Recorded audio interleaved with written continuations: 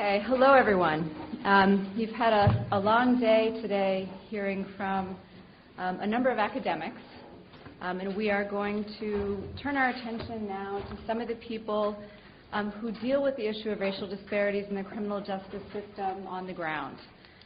They are people who play a role in making the policies that impact the issue of racial disparities, implementing those policies, working with affected communities, and representing individuals who are affected by the issue of racial disparities.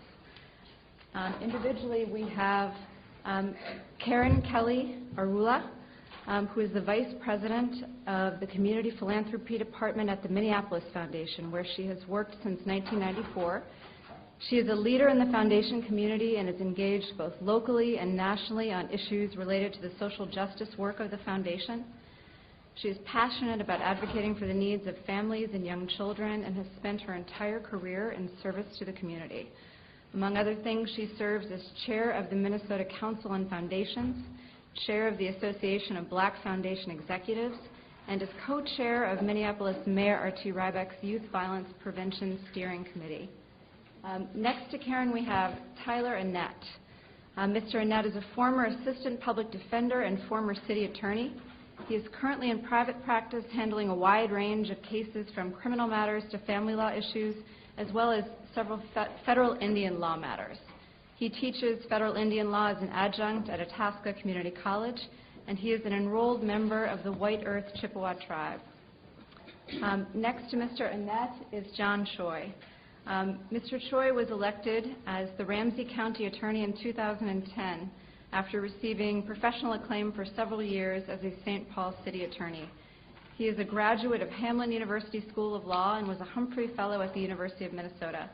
As Ramsey County Attorney, Mr. Choi works to continue to reform the criminal justice system and keep our community safe.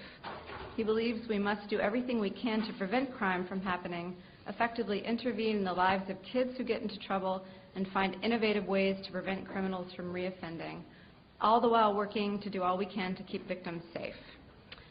Finally, Chief Michael Davis of the Brooklyn Park Police Department. Chief Davis has been in law enforcement for 19 years and has been the Chief of Police for the City of Brooklyn Park for 4 years. Prior to joining the BPPD, Chief Davis was a sector commander for the Minneapolis Police Department. Chief Davis holds a Master of Arts degree in Organizational Management and a BA in Criminal Justice. In addition to his work in public safety, Chief Davis also serves as community faculty in undergraduate studies at Metro State University in Minnesota and is a member of the upcoming executive session on policing and public safety at the Harvard Kennedy School of Government. So welcome to our panelists.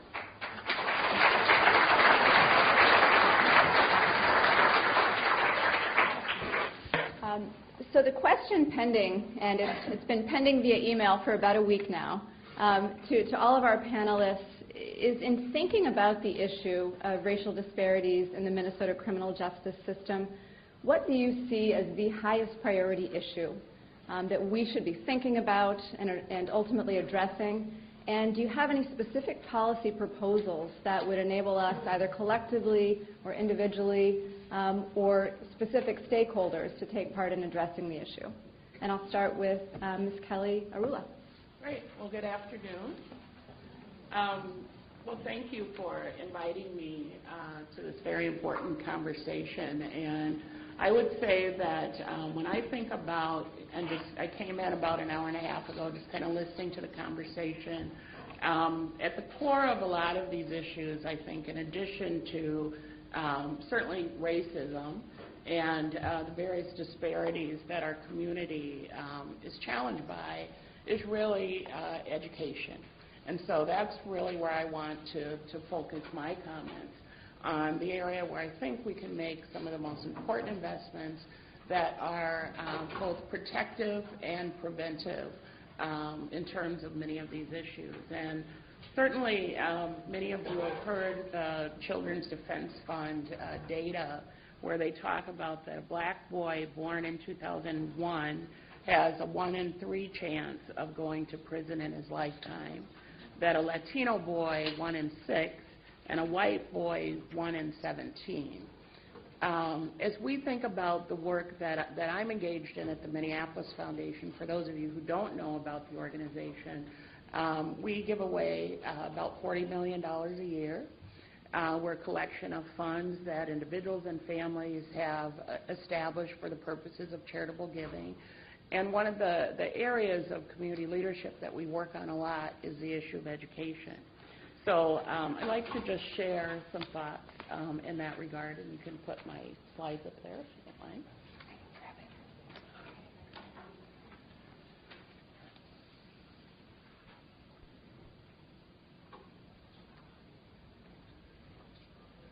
So I guess I can do this myself.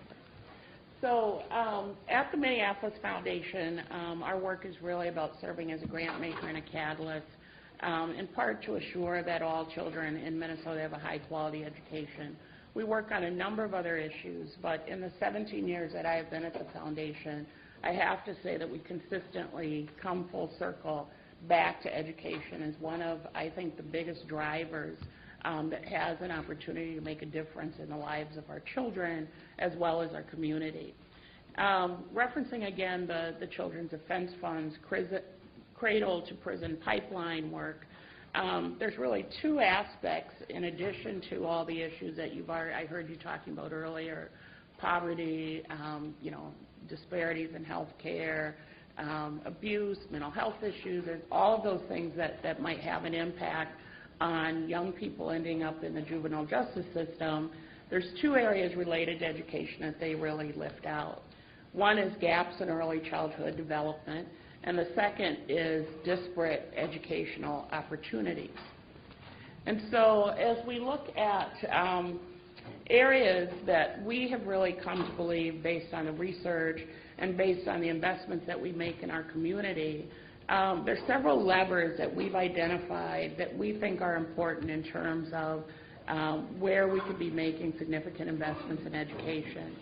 Those have to do with early childhood learning, which I'll talk more about, effective teaching, parent and community involvement, and strong public schools, and that would include high-performing charter schools. We think that investments in these areas will put our children on the right track, and that we really need to focus both on systems issues in education as well as community-level issues, as well as the behaviors and involvement of individual parents. And I loved hearing the story of Philippa as she talked about her papi. And even though he was incarcerated, he was doing a lot of the right things in terms of engaging her and giving her messages about the importance of education. And we believe in the capacity of parents to do that in a significant way. So you might ask the question, why do we care about educational disparities, and how does it relate to this conversation? We know that based on just a 10% sampling of students in Minnesota, that 50% of Minnesota children are considered not kindergarten ready. And I don't know about you, but that just strikes me as a stunning statistic that's really wholly unacceptable. That at the starting gate, when you have those cute little kids and their cute little backpacks, 1 out of every 2 aren't ready for kindergarten. So we wonder why we're at 9th grade, we're at high school, we're at seeing kids who have not completed their education, and we recognize that so many children are starting out at the starting gate not ready to compete. And then we also know that while 80% of Minnesota children graduate from high school, less than 50% of African American, Native American, and Latino students do. So I think the question that Judge Bransford was raising about a racial impact statement in other areas, certainly the area of education is one that is ripe for that conversation. So just to dig a little bit deeper, the Minneapolis Foundation in the last couple of weeks has introduced a new report called One Minneapolis, and some of you may have seen that. You can find it at the website oneminneapolis.org. And we have mapped 24 community indicators really against the whole question of, how is our community doing, and how equitable or inequitable is the data on each of these various indicators.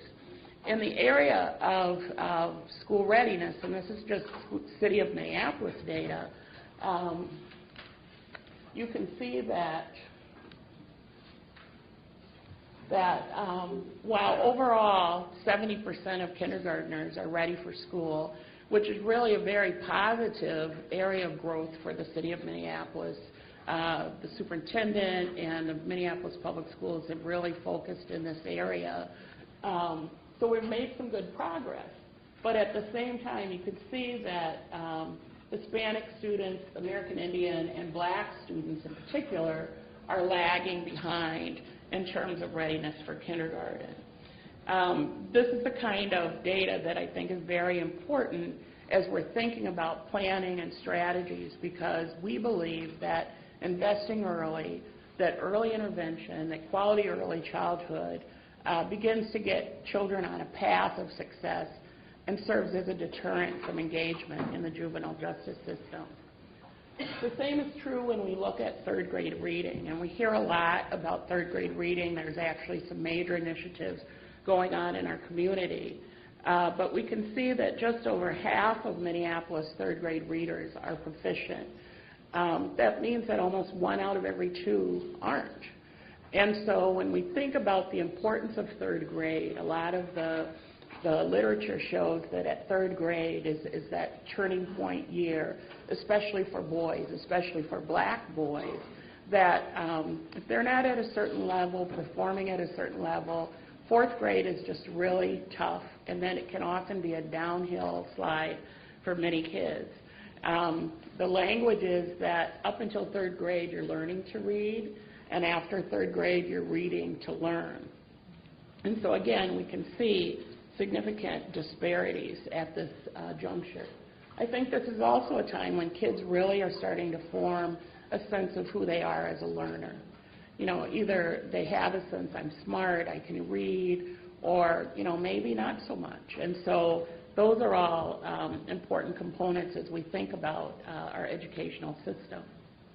And then finally, just looking at high school again, that this is 2009 data, that 44% of Minneapolis public school students graduated on time.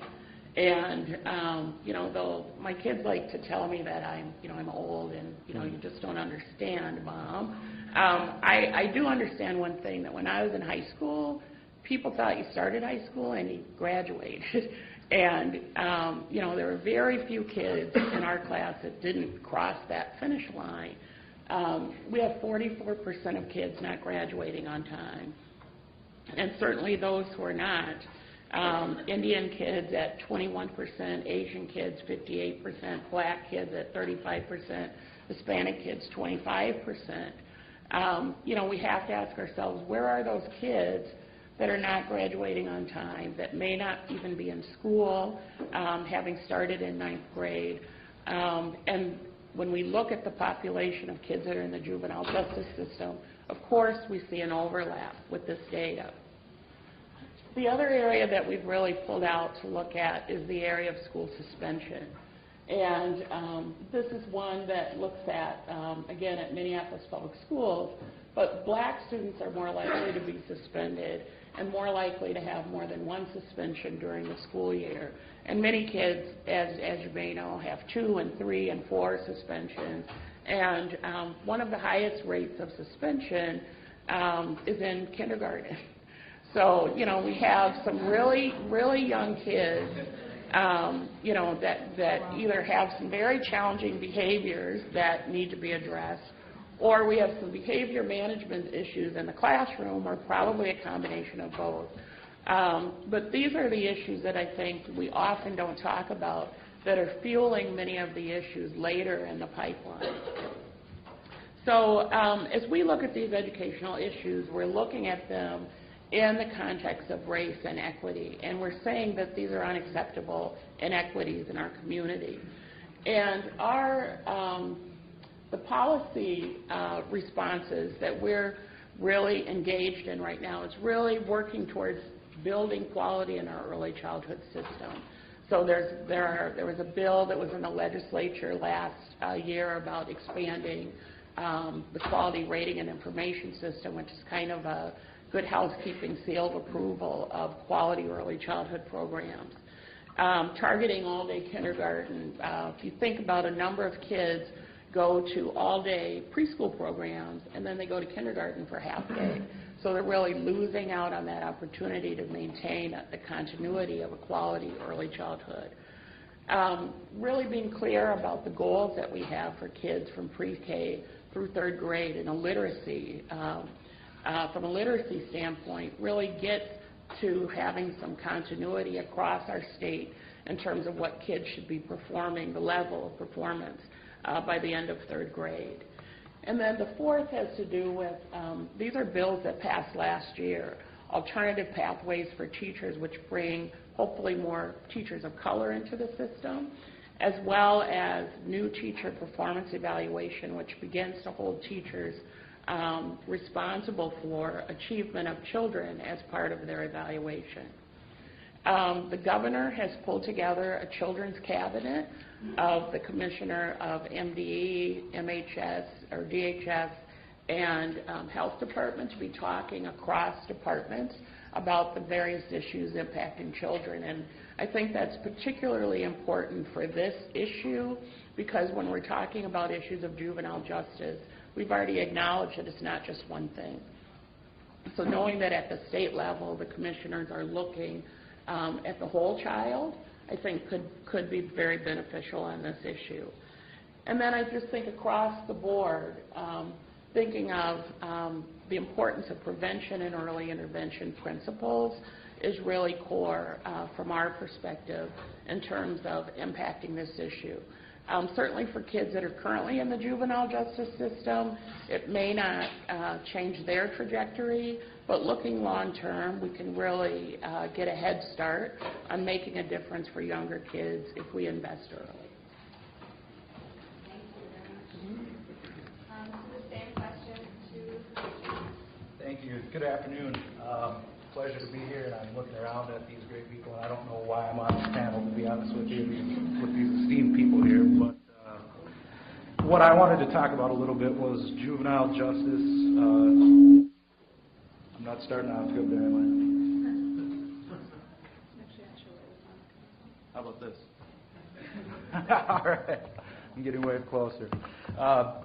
Piggybacking off what we just heard is juvenile, and almost more in a rural setting.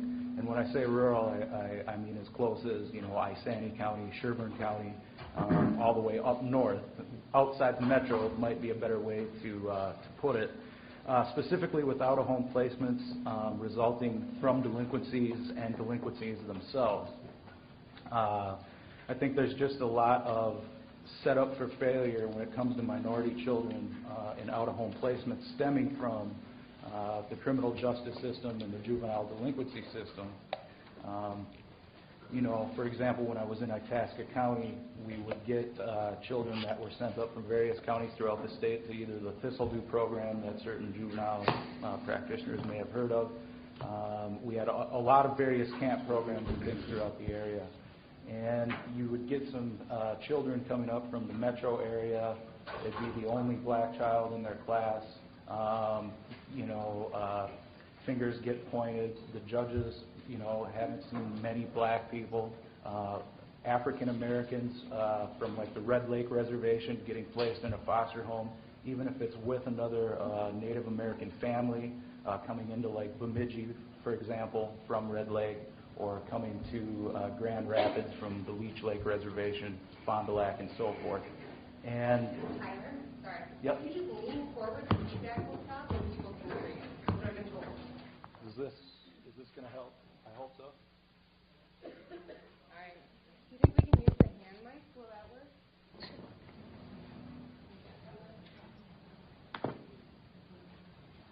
Try that. Hello. Okay. And so, I don't need to talk. Obviously, everybody's here hearing the speakers throughout the day. This isn't a nature versus nurture type situation. I don't have to talk about, the history, and specifically with me with Native American people.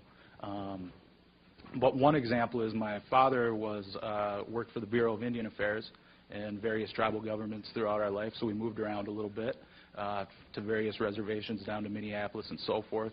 And I was actually going to Maple Grove Junior High, and it was the first year that it had opened, and I was in some advanced placement classes. I was in advanced placement, social studies, math, and English.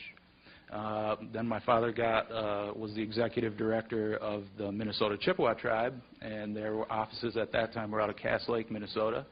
And I ended up going to Bemidji Middle School from there for a period of time. And we went in to meet with the principal to talk about courses and schooling to see what they had to offer. And basically what my dad had set the meeting up was just to talk about class placement as a new student. Well, I remember going in there and sitting down with my father, and the principal came in and said the first words out of his mouth were, "We don't have any remedial programs, we just have a straight special ed program, so we don't really have anything for you." If you know my dad, he went kind of nuts at that point, but you know, that was the first words that I heard from that new school that my parents and I had heard from. And we were there for the exact opposite, wondering if they had any advanced placements, you know, or courses that I could get in with and things like that. So again, maybe not so much down in the metro area, but when these children get isolated, I think they truly get set up for failure.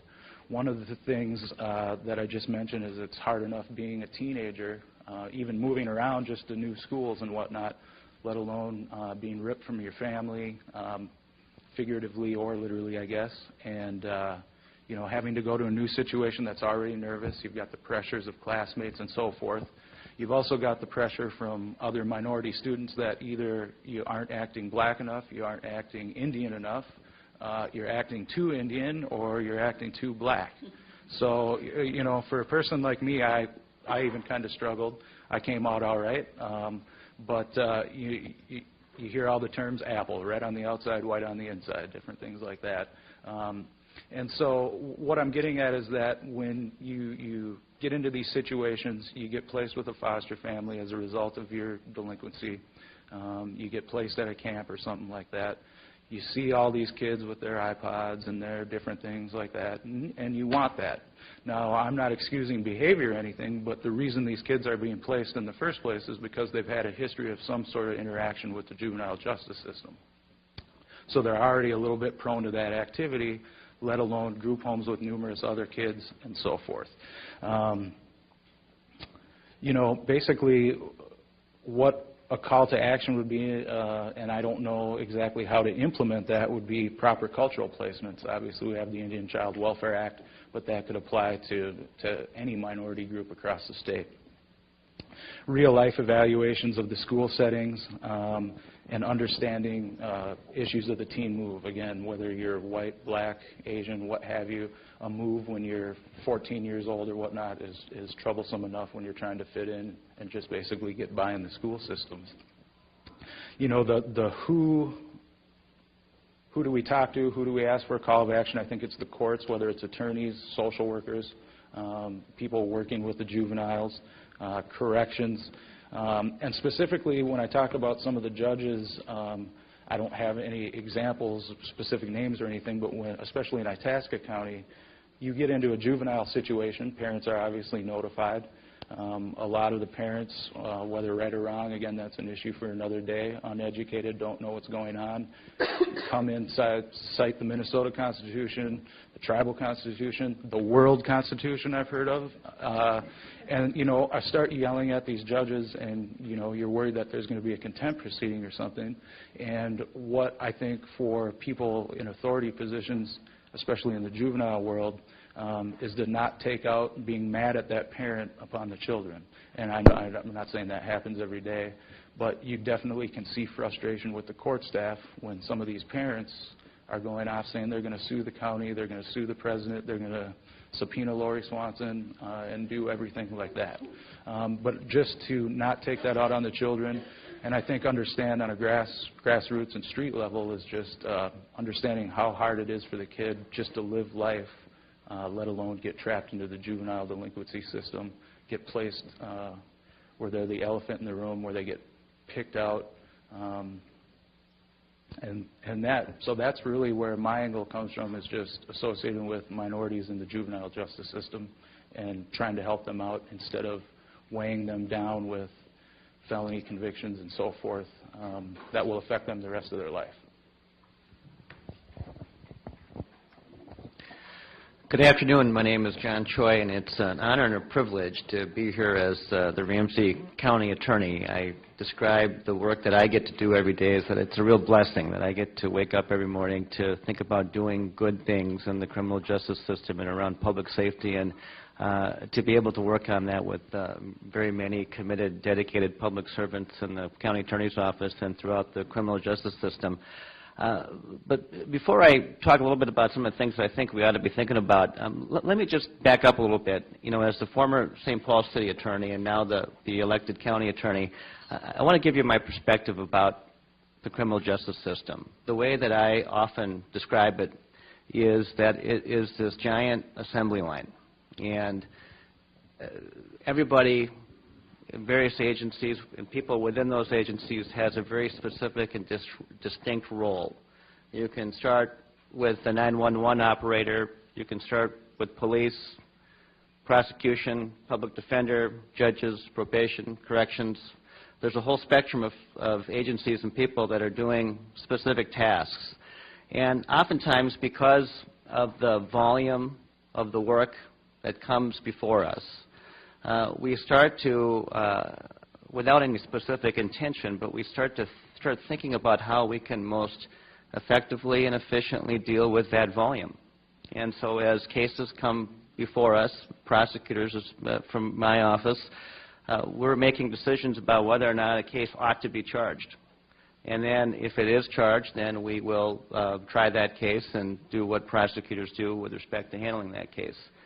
But a lot of times, a lot of the folks that are doing all the day-to-day work, they're not thinking about the big picture, the product at the end of the assembly line. Oftentimes, I think that we are building a truck when we should be building a fuel-efficient vehicle.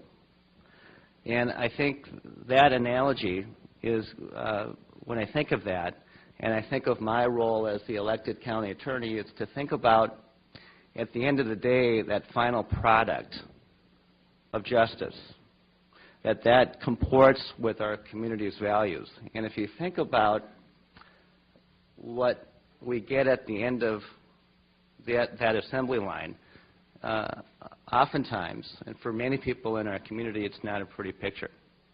In fact, today we're all gathered here today to discuss the issue about racial disparities. Without question, that exists in our criminal justice system. Anybody, just go down to arraignment court this afternoon in Ramsey County and take a look, and you will see it loud and clear. We have disparities in our criminal justice system. But then the question is, what do we do about that? And, you know, as the former city attorney and now the county attorney, we've been doing a lot of great things in St. Paul and Ramsey County around that issue. In fact, when I reflect back on my very short career in public service, you know, some of the best things that I have been able to work on is working with the St. Paul NAACP and the Community Justice Project at the University of St. Thomas to reduce disparities in obstructing legal process arrests, and working with the St. Paul Police Department. We're able to reduce those arrests by 30% in St. Paul, and there's a whole other things that, innovative things that have worked. But as I reflect on how do we actually make a bigger difference, I'm convinced that what really needs to happen, and my call for leadership or action is that we need to develop a blueprint for leadership within our systems, so that we are connected and not working in silos, and that we're focused on trying to address this issue. We need to develop a blueprint for leadership within our community, so that we have the ability, the political ability, to make change. And this comes from a candidate. When I ran for county attorney, I was very clear about my record in terms of what I did as the St. Paul City Attorney, much of which was focused around creating innovative diversion programs that work, that get people who are coming into the criminal justice system out of the criminal justice system. And I believe that our community today, at least in Ramsey County, has the capacity to embrace that message. But what we need to do is to engage our community to demand that. And I think the way that we do that, to get better results in the criminal justice system, to get the public thinking about that product at the end of the assembly line, how we do that is to focus this discussion. I mean, I think there's a lot of things that we should specifically address race. We need to talk about that because that's something that we have disparities in our criminal justice system. But the way that I, as someone who has worked on these issues and has been frustrated and at times not been able to succeed in trying to make reform in the criminal justice system around this issue, I think the best way to encapsulate and to seek change is to address this issue of recidivism. That what we should be thinking about, and the Juvenile Detention Alternatives Initiative and throughout the metropolitan area, but in Ramsey County, specifically, there's a race component in what we're doing there. But the bottom line is what we're trying to do is that we've come to the recognition that incarcerating kids is not necessarily a good thing. And that if we start thinking about how we make sure that kids who are coming into the criminal justice system don't come back again, a part of that is reducing incarceration and detention amongst juveniles. And because of the numbers have dramatically gone down, in fact, our jails, our detention centers in Ramsey County are half of what they were before. So the JDAA program has worked because we have recognized that that's where we want to get to. And I think that we can also have a discussion about, in terms of change, to look at, and this is, I think, something that the public would broadly embrace, is that if someone is coming into the criminal justice system, especially on a low-level offense, a first-time offense, or a juvenile offender, we need to do everything that we can to make sure that that child or that offender does not come back in the system again. Because from a fiscal standpoint, the amount that we will spend if that person ultimately starts graduating and goes into higher rates of crime or higher levels of crime, we will spend so much more putting that person through the correctional system than we would by doing an appropriate and effective intervention. And I think all of those, and I'm a big believer in the types of interventions that we do, that they ought to be evidence-based, and that they ought to, because we have very limited resources today in our community. And so whatever resources and dollars that we're putting into those programs, that they should be proving that they're actually working. And there's a lot of things that across this country, there are models that are proven to work. And I think what we need to do is just become smarter in dealing with and addressing that issue of trying to help people who are coming in the system and look at people as people, not as criminals, but as people, and to help them get out of the cycle that they're in. Oftentimes when they come into the criminal justice system, they're coming from broken homes. They're suffering from mental health issues, chemical dependency issues. There's a whole host of things that contribute to that type of behavior. And I think if we're smart and we think about how we can address the issue of recidivism, that will have an impact on racial disparities as it has for JDAI in Ramsey County. All right, good afternoon, anchor person here, late afternoon. Okay, so just a quick thought about policing in general. And there's some nationwide discussions going on about the sustainability of our function. The fact that for the first time, police officers are being laid off. Well, not for the first time, but the first time in recent history, police officers are being laid off. And so the ability to continue to do our work as we've been doing it, which is very labor intensive, has been hindered by the fiscal reality of each individual city.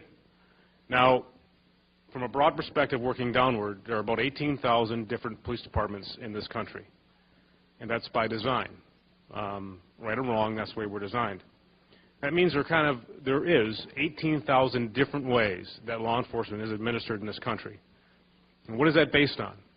It's based on the respective communities that are served by those police departments. But the point I want to get to, and I'm going to get to it right now, is that our job and our focus needs to change from reducing crime to dealing with our community's condition. In other words, the mission of a police department needs to fundamentally shift from that of simply crime reduction, because from my interaction with residents for almost the last 20 years, and unless you're reading the paper and reading crime stats, very few residents actually know the crime stats, with the exception of homicides. And there's a very little correlate between the level of crime and the sense of safety. So while it means a lot to us, especially talking to elected officials and looking at measurements, it doesn't mean a whole lot to the people that live in these communities. Their sense of safety is shaped largely experientially by what they see and experience as they go about their daily lives in their communities. So what I see as crime is a symptom of a community condition. Now, what we find in the city of Brooklyn Park and Brooklyn Center, which are the two most diverse cities in the state of Minnesota, by the way, and we have 20+% foreign-born in those respective cities, is a condition that people are isolated and they're fearful. And we've become increasingly more isolated and more fearful, less connected to our neighbors, less connected as a community. We associate in church, we associate with people we like to associate with, but we don't associate with the folks that are most important when it comes to determining our sense of belonging, which is the people we live around. And that comes at a price. And the police department becomes a tool of our insecurities about race. So let me give you a description of what goes on. And by the way, I'm going to talk about community policing. Community policing has been a great thing for policing, but if you don't deal with the community condition, here's the type of scenario that happens in every major city right now as we speak, under the auspices of community policing. So you send out your community policing officer, and that individual goes out and talks to a neighborhood or a neighbor, a group of folks in a neighborhood, and they ask, okay, ma'am, sir, what can we do for you to help you feel safer? And they say, well, you know, it's those kids. They just walk up and down the street. They got nothing going on. You know, I don't know for sure, but I think they're the ones that are breaking in these cars. I don't know for sure, but I think they're the ones breaking in these cars. Okay. Well, ma'am, if you see those individuals, you need to, or something suspicious, right? That's your discretion of what's suspicious, ma'am. But if you see something suspicious, you need to call 911. And so, following the marching orders of the community police initiative, they call 911. We rush to the scene, doing our jobs, right? And what happens? Young black males, young Hispanic males, young Native American males are over the hood of the squad car. And lo and behold, we might find a bag of weed, and here we go. And that's the only thing they've done is walk down the street. And so what have we accomplished with that interaction under the guise of community policing? We've furthered the dependency on police to keep you safe, which is not a good correlation. We've continued to with our relationship to these community groups, we've continued to isolate ourselves, and the opinion of us has continued to go downward amongst young black males and young Hispanic males and so forth. And people, at the end of the day, do not feel safer. So when I talk about dealing with community condition, what I'm saying is that police departments cannot hide behind the condition of their communities as they go about their daily work. Our primary focus is bringing people together. And this is not my conjecture or my supposition. When criminologists and sociologists dig into communities, and I point to the study that Robert Sampson conducted in Chicago, the Project of Human Development in Chicago neighborhoods, he identified two primary conditions that exist in communities that are less disenfranchised in terms of or less likely to have crimes of disorder, and where there's a higher sense of safety. And the two conditions is there a benevolent sense of the whole? Is there an altruistic sense that if that child suffers, if that child's in trouble, it's my responsibility? Did that exist? People, do they know, trust, and will do for one another? And the second condition is, are adults willing to intervene when they see children misbehaving? On that list is not the most robust, responsive police department in existence. It's not on the list, but yet it's the common person's understanding, and it's our fault in law enforcement for purporting that we can only keep you safe if we have more and more and more and more police officers, when in fact it's your community condition that's determining whether or not you feel safe or not, regardless of the social economic status of the community. And I said regardless of the social economic, poverty is not an excuse for not being connected to your community members. In the most impoverished neighborhood, there are instances where people are sharing things. We know there's abundance where people can get what they need to help them be successful in school. and so forth. And so the recommendations I have are this. The mission focus of a police department has to shift from exclusively focusing on the symptoms of the community condition to the community condition itself. Where people are isolated, fearful, not connected, we need to reverse that trend by bringing folks together through the power of conversation, where they live, and get them to understand what the true nature of public safety is and a sense of belonging and what the advantages that are. Secondly, with respect to racial profiling and the experiences between officers and folks of color in our community, you have to do things tangible to reverse that trend. Now, there's work being done. Lori Friedel has done some good work with implicit bias. Tom Tyler from NYU has done some things with police legitimacy and procedural justice. All great things, but there's two things I think every police department has to have and invest in, because what you value is what you put your money towards. The first thing is you have to develop a culture of service. And that means not focusing on what can I do, what am I allowed to do as a police officer, but what should I do?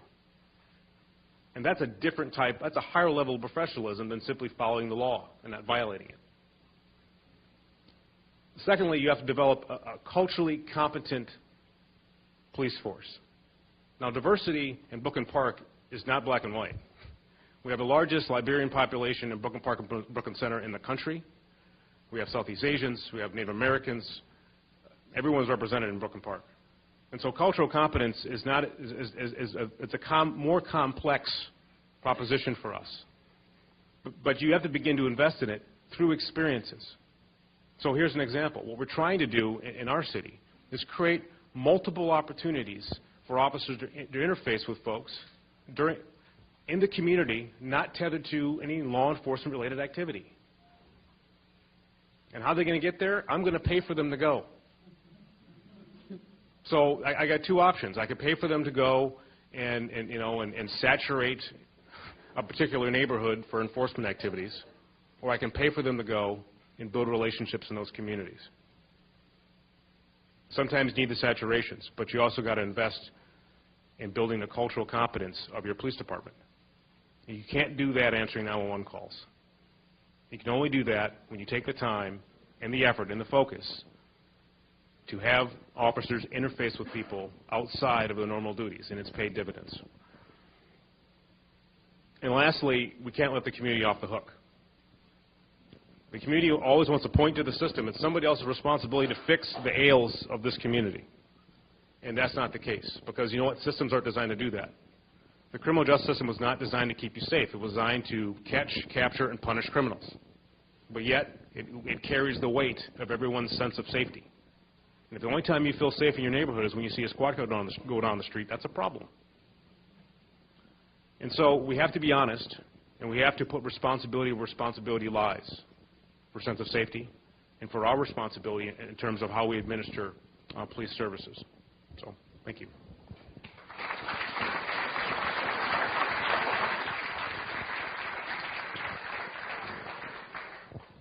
So I'm realizing that I have a lot of questions, but this really isn't the time for me to ask questions. What I'm not sure of is whether we have time for, I'm looking for a signal up above. 2 questions? Okay. Is that okay with all these?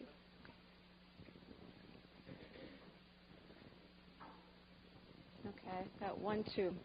Mr. Earl Ross, the first question.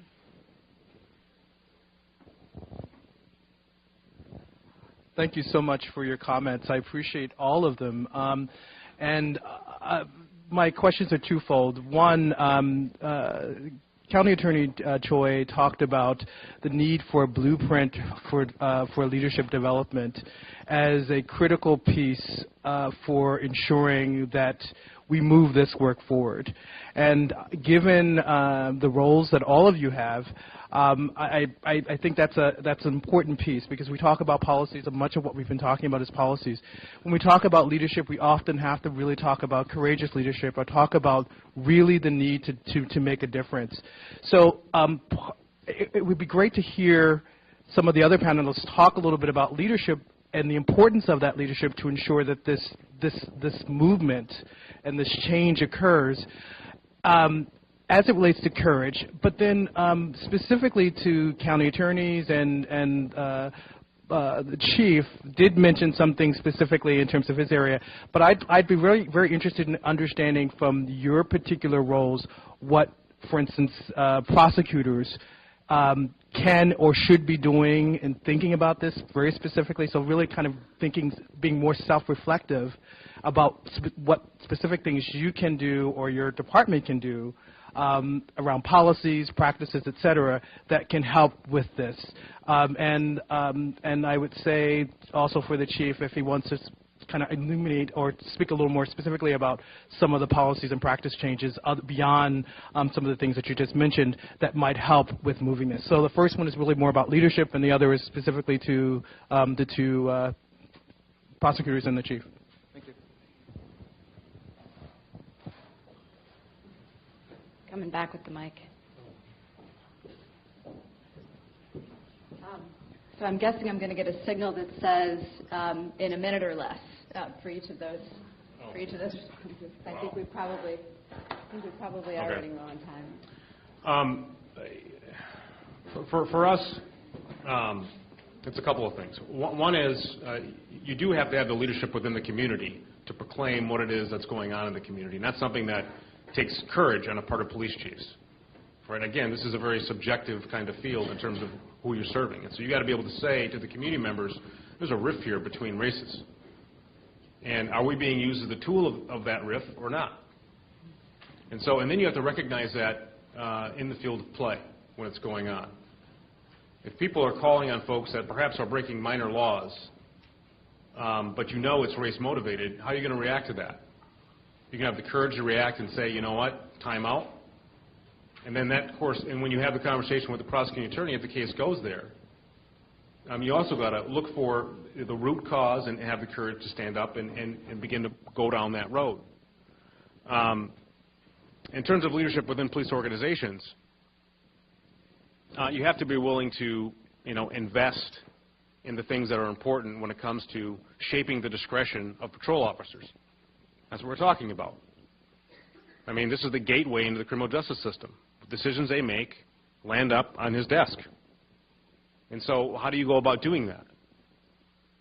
I mean, part of it is what you regulate, but regulation only goes so far. And part of it is what kind of culture are you, what kind of mind-changing kind of culture are you trying to impress upon the officers out there as they go about doing their jobs?